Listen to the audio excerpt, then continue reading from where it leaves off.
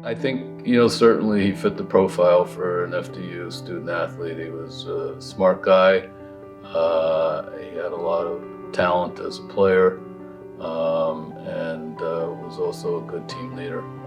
I think he had his best year his senior year. He went the farthest in the ITA regional than he had done.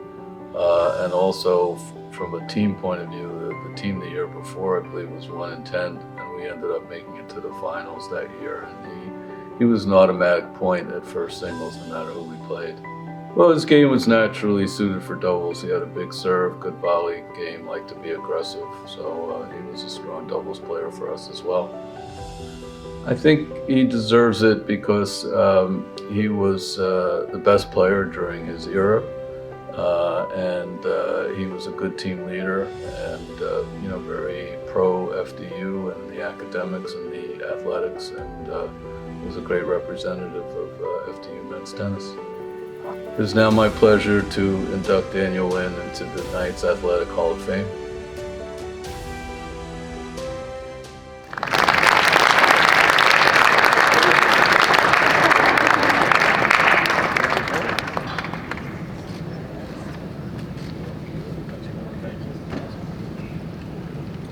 Hello everyone, it's good to be back. The good news is this will be short, as much like any presentation I gave while studying here, I've left it very much to the last minute.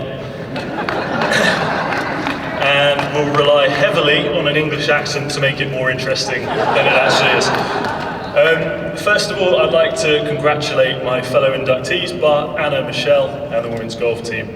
And thank you ever so much to everyone at FDU for putting on this fantastic event and the nomination. And Coach Ira, amazing to hear from you then. I haven't seen you in a long time, so thank you for your kind words. Very much appreciated. Sport is the thing that brings us all together this evening.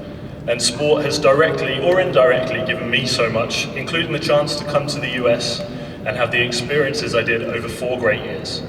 I was lucky enough to make some great friends, some of whom have very kindly come to support me. Chris and Kate. Chris, a teammate and roommate. Kate, volleyball, and our stories are probably best left unshared via the microphone for her benefit, to keep her out of jail. Jenny and Ben were supposed to be here this evening, but sadly have childcare issues and are not very well. But it's also great to see faces such as Ira, of course, and Jen Quirk, who used to tear her hair out as our academic advisor. Thank you and sorry, Jen. Sorry, love you. For 4 years, I spent my time off court making these guys drink proper tea with milk in it, and teaching them the chants of my hometown professional football club, Norwich City, the Canaries, for whom incredibly I now actually work, so it paid off in the end. It was at Norwich where I met my fiancée, Katie, who has been my fiancée for 48 hours. Yeah, it's called getting your money's worth from a trip. So yeah, I loved competing here. We had a couple of shots at winning the conference tennis title, but fell short in 2 championship matches. I hope in some way that we laid the foundations for the success that followed, which is what I tell myself to erase the pain of 2006, Ira, when we lost that, when it was ours for the taking. But tonight is about celebrating success, and learning how to do that was actually one of the biggest things I took from my time here. We're sometimes guilty back home in England of being a bit shy of declaring our aspirations and then celebrating success when we have it. But I quickly found that people here filled you with belief, and if you did something well, they told you about it. They said, great job.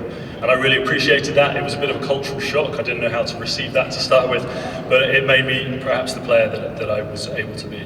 Here we are years afterwards, still remembering what people in this very room achieved while they were here.